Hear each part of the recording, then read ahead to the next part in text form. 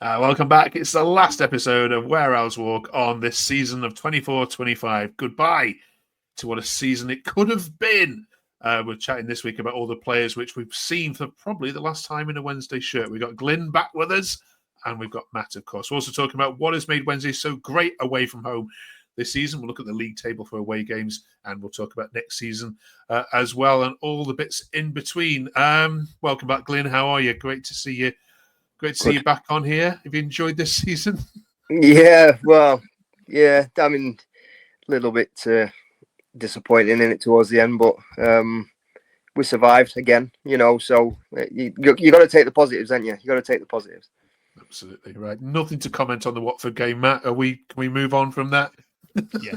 Aside from Josh Windass becoming the club's all-time scorer since the turn of the millennium. That does deserve a mention. I've been very vocal about the fact that I think Josh Windass is very hit and miss, but you can't argue with the stats. I think he's finished fourth highest in the division for goal scorer as well. So credit where it's due. Yeah, good season for him.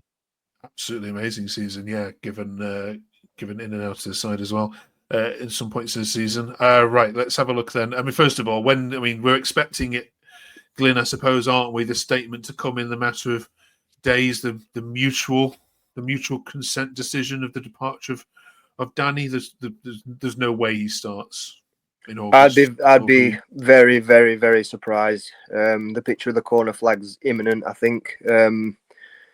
Sadly, unfortunately, because I think given what he's had and all the rumblings and the mess that he's had to deal with along the way, and to finish how we finished, we were knocking on the door of the playoffs kind of towards the end of the season, weren't we? And I definitely don't think we're ready for the playoffs, but what if we'd have got there, then why not give it a go, sort of thing. But to say what he's got and what he's had to deal with, and the players that he's got and everything else, the crazy chairman situation, to finish where we finished and to get that performance and that kind of mid-table consistent performance out of that bunch is phenomenal. So if it had been given the tools to do the job properly, then what could have been,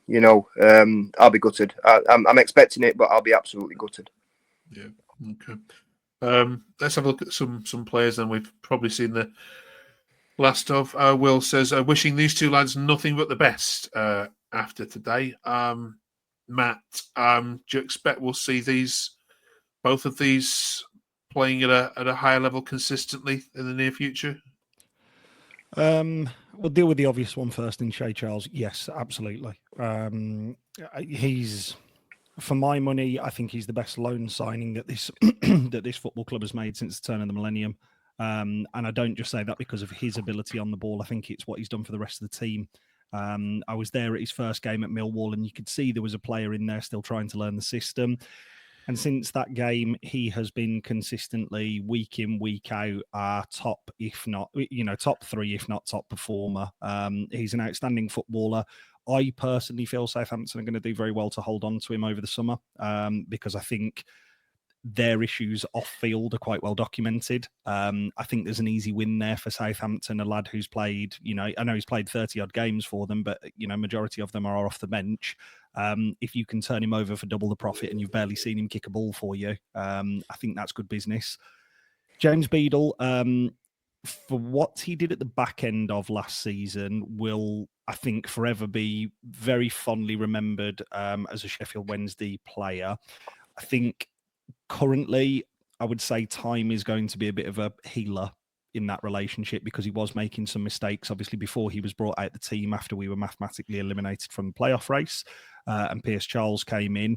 I think it's helped Wednesday fans to kind of move on from him because Piers Charles has come in and been exceptional. He's recently won our April Player of the Month as well. I personally feel James Beadle is a top-level goalkeeper who I don't think it will do him any harm to have had a difficult spell at this point in his career, because if he is the goalkeeper that I personally believe he is, and many other Wednesday fans believe he is, he will come back. James Trafford went through something very similar last year at Burnley, where he was getting torn to shreds week in, week out, and look at what happens when a competent defence is in front of him. He's hands down the best goalkeeper in the division. Absolutely. We've spoken on here, Glynn, for a number of weeks about all the players out of contract. Joe Cran here was saying, I believe there's 15 senior players out of contract this summer, including the loans. So, Sheffield Wednesday is going to look very different next season. New manager and pretty much a new squad. Do you understand why, when we've already seen relegation odds for next season coming out, that Wednesday are hovering there, top of that list with Oxford and Derby? Do you understand why people are saying it's going to be a difficult season for you? I do, mate. Yeah, and the reason I do, we're talking about it just this season, but let's be fair. We've got players in the squad from 5-6 seasons, and it's been a vicious spiral, and it's come to this point where now it's going to have to disband. But on the back of that, you've got a chairman that can't pay his bills. You've got overcompetent manager for in my opinion, for the Championship. That's unfortunately going to have to go, because we can't feed his ambition. So off the back of that only reads one sentence to me, and that's relegation, unfortunately. But it all depends on one man again, and how many times have we spoke about it on this pod? But that vicious circle, that vicious spiral is rotating and getting quicker and quicker, and the pressure's getting on, and it's I think it's all on DC and how he goes about the next couple of months. It's if he's laid on a beach thinking everything's okay, we've survived this season, and we'll be all right, we'll just get a few more loans and blah blah blah. No, it's not going to happen. We're going to get relegated. There's no two ways about that. Okay. Some people put their teams together for next season already, Matt. This was one which was catching some attention on social media. Billy says, summit like this next season would be nice and realistic if we could keep roll, in my opinion. What do you reckon to that side? Does that get 17th? Yeah, it does, but I can see Mads Anderson's going to want a fee paying for him, and that's not going to happen. I suppose the difficulty, as Glynn has rightly pointed out and really well put there, this has been coming for a long time at Sheffield Wednesday. I personally felt this was going to happen to year 2000, but actually COVID saved the chairman. For some clubs, it was a season wrecker, I would argue. For our chairman, it's given him a 4-year stay of execution to make different changes. He hasn't. It's now come round, because we are about to, I know statistically, Stuart Gray was a better manager than Danny Rohls, but if you're just going off the statistics in terms of a win percentage, this manager has been turning water into wine for a long time at this football club. Okay, they run out of steam by the end of the season, but I look at Bristol City in 6th place, and God, do I hope they win Thursday and then the following week. But I look at them. We played them twice over the course of the season, and I've watched a number of their games. Any given day with a given run, that could comfortably have been us. And that is a side that has had strategic investment in the playing squad and in the facilities around the football club to improve it as a whole. We have not.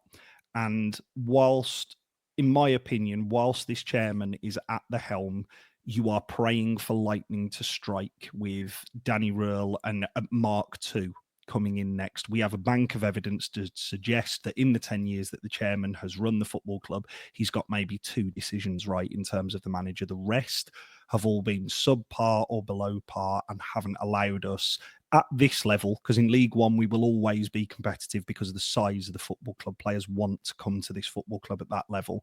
When you're in the Championship, you are just another fish. And right now, if you are an out-of-contract player and Sheffield Wednesday approach you, that's the last club that I'm signing for, with no manager, an inability to pay player wages, a fan base that, I mean, if the chairman thinks it's bad now, I dread to think what it would be like if we went the first 6 without a win next season. Yeah.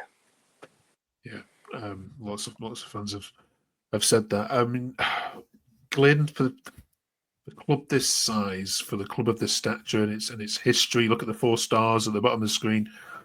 Then there's no other club in the Championship which can boast that. Not even Leeds.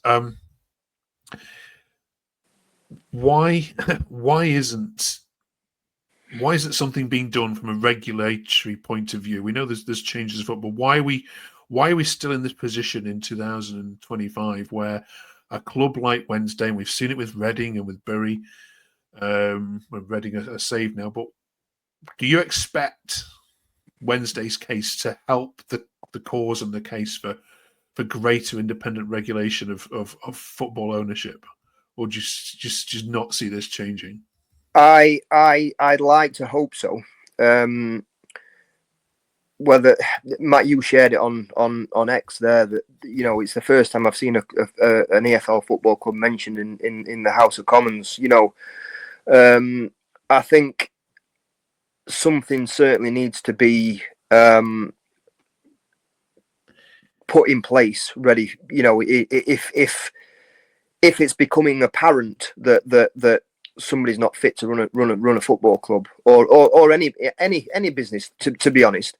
But we're talking about football, so if it's become apparent, this is not just a one-off. This is not just the first time he's not missed a player's payment or a tax bill, or the stadium's falling to pieces around us, and there's a million things happening at Hillsborough.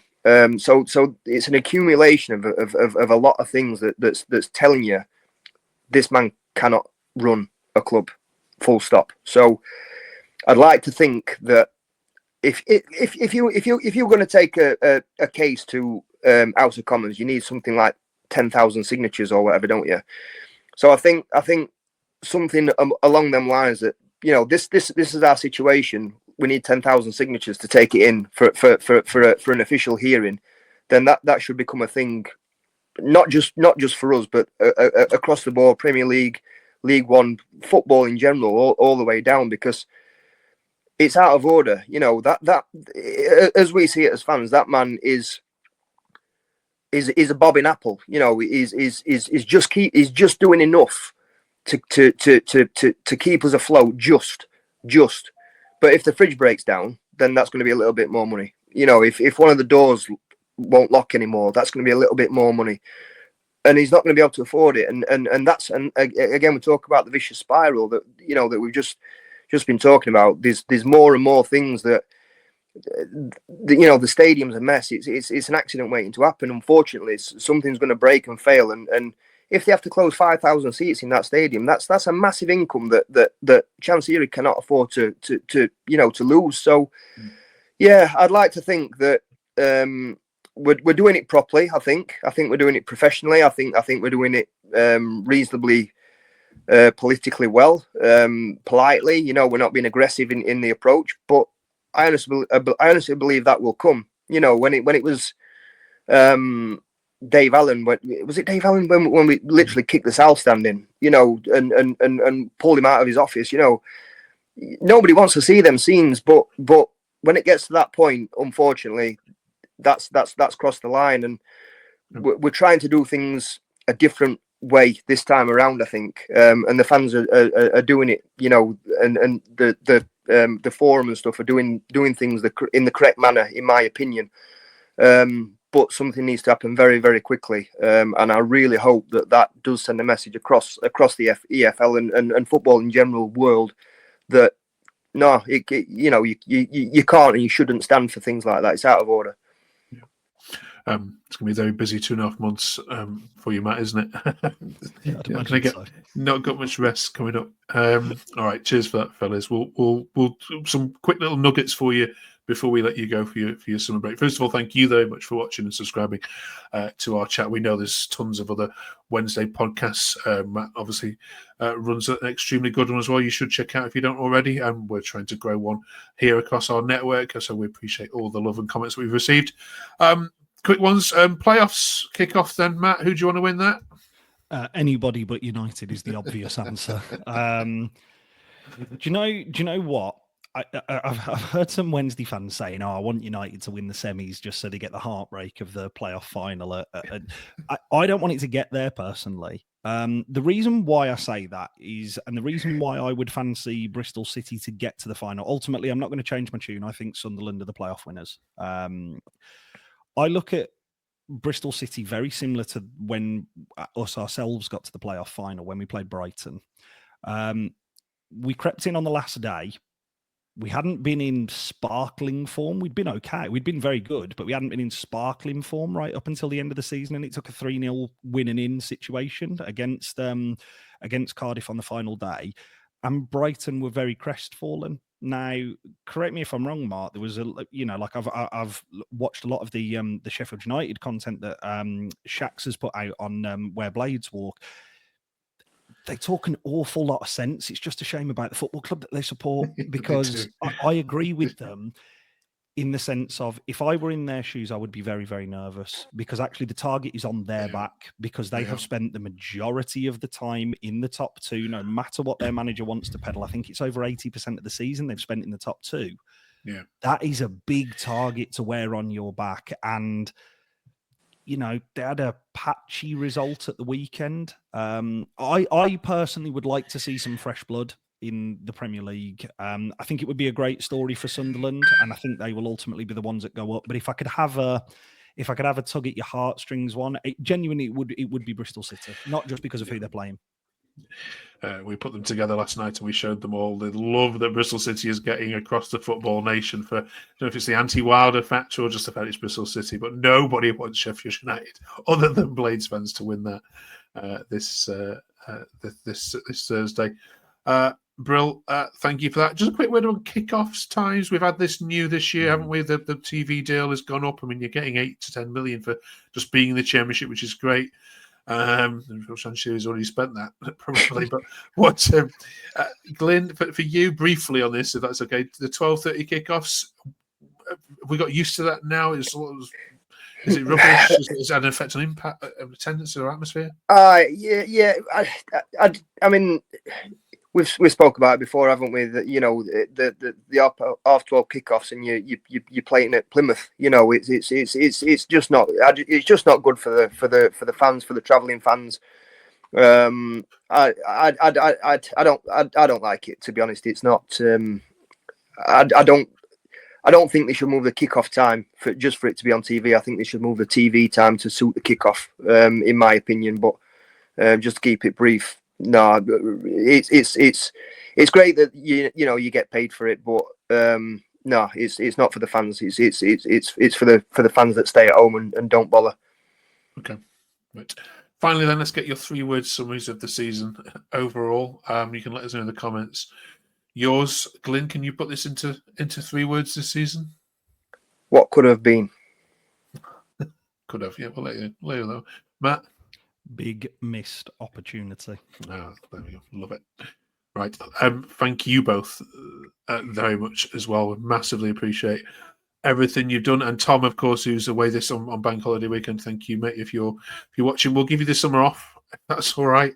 To go and will there be much action going on, Matt, protest-wise over the summer, or it'll be very dependent, I suppose, on what the Wednesday trust, because it's them who've pretty much taken up the mantle of what they want to do. I think there will be a lot of public pressure, because I would be legitimately, and I have no knowledge of this, I would be legitimately astounded if in the next 2 weeks we don't hear the manager leaving, we don't hear out of 15 out of contract players, we don't hear 13 re-sign. I think nicest one in the world, Mark, fans don't really have to do too much. You just have to let the chairman trip up over himself, because he has consistently done so for the last 4 years, and you just react to poor decision upon poor decision. I think he's brought the heat down on himself, and long may it continue. Okay, right. We'll stand back and watch the firecrackers then. Cheers, everybody. Have a great summer, won't you? Thank you again for doing all this content. We love talking about Wednesday. As dark as it has been sometimes this season, there has been lots of light. At least you weren't, involved in that horrendous day on Saturday with 5 clubs nervous looking over the shoulder. There's silver linings. Bro, thank you very much, you two. Have a great summer. Take care.